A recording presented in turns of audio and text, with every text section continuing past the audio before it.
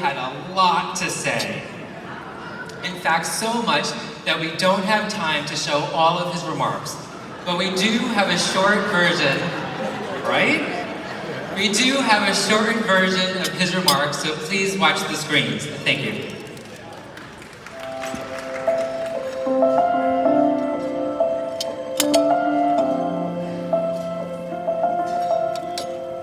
I apologize for not being with you. I had hoped to come. I had looked forward to meeting and talking to other long-term survivors. But my 83 years of living is currently exercising a no-travel request. Please forgive me. There are a lot of things I could talk about. I've rarely been at a loss for words. But what I'd like to talk to you about today is a few things I've learned since I came out in 1950-something. The most important thing I've learned is how much I love being gay. I love being gay. I think we're better people. We're more loving. We're better friends and at friendship. We're kinder to each other. I think person for person, we're more talented and creative and imaginative. I feel proud and grateful that I'm gay. I look upon it as a great gift. I identify myself first and foremost as a gay man. I've learned that the most important skill I've acquired is how to become a writer. I love being a writer. If I couldn't write, I'd just as soon not be here. Learning to be a writer, like learning to love being gay, has taken a while. You have to stick with it and be patient as you learn from them. I've learned that becoming a writer has given me the greatest tool to fight back with, because the hardest thing I've had to learn is how ineffably sad life is. This has been a toughie and continues to be so. Everyone here I know has experienced this. There's not much that can be done to really alleviate sadness.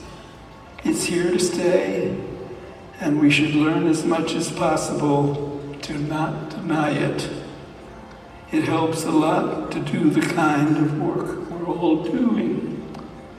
Fighting back is one of the greatest gifts life can give to us, to live with sadness, although it doesn't come with fewer tears.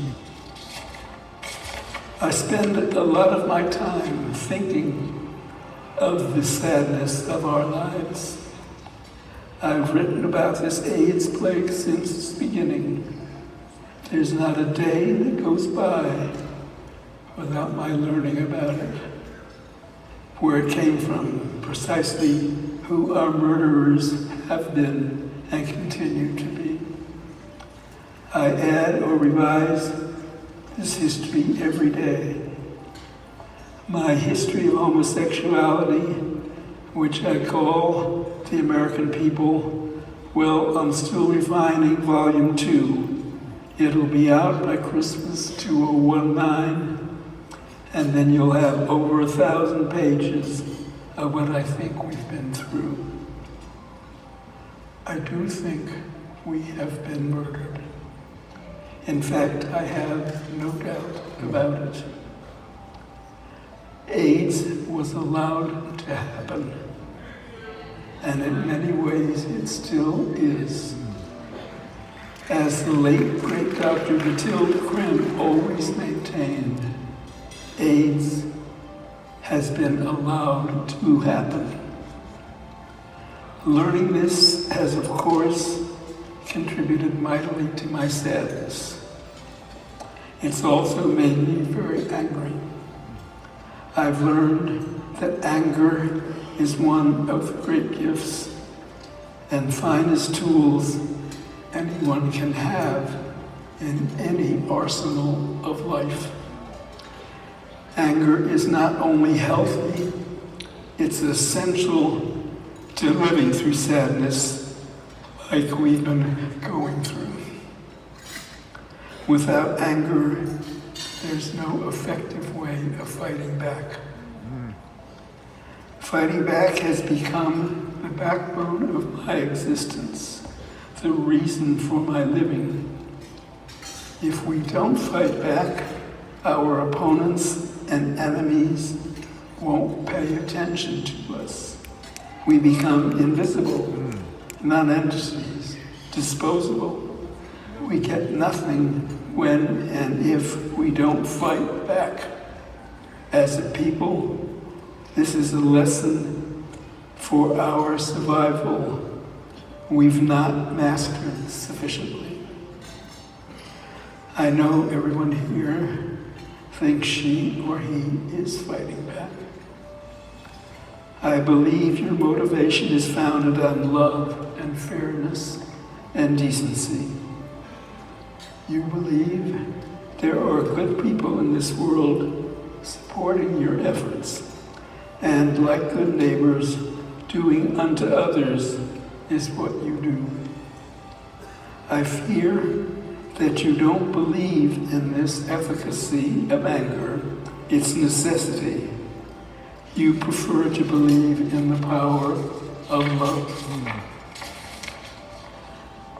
But the powers that be, who have ignored us in AIDS, are not motivated by love. At least, not the kind of love we have for each other and want so much from the world. But their love and our love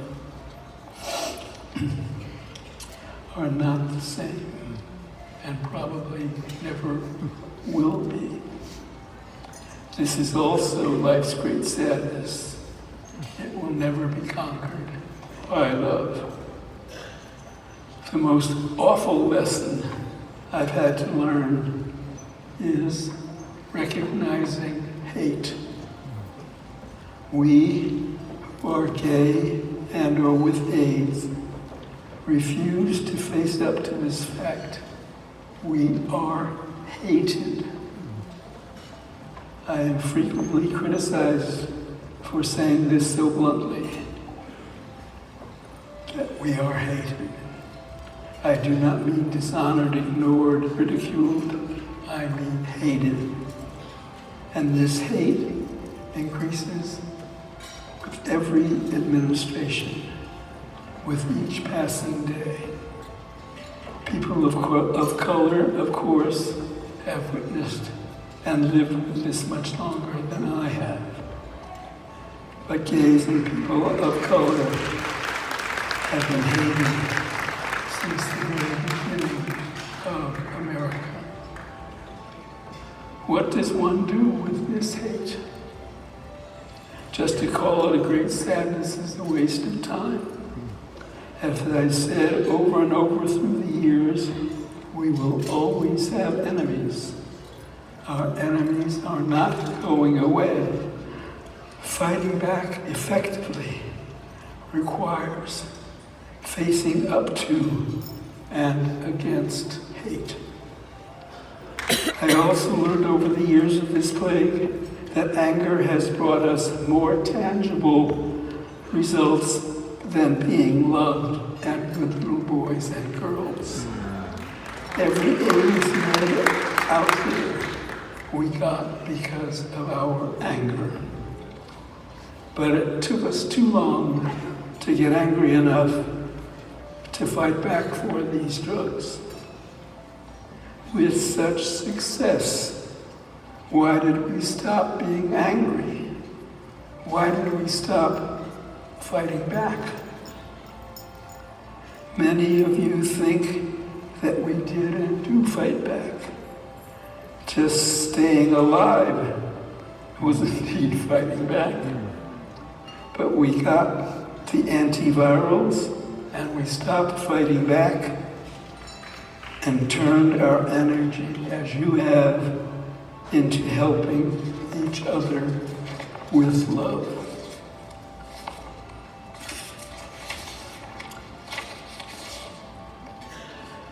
So I think the greatest lesson I finally managed to learn is that we are hated by many, and that we have always been hated by many since the beginning of time. And the best way of dealing with this is not by loving them back, but by fighting them back.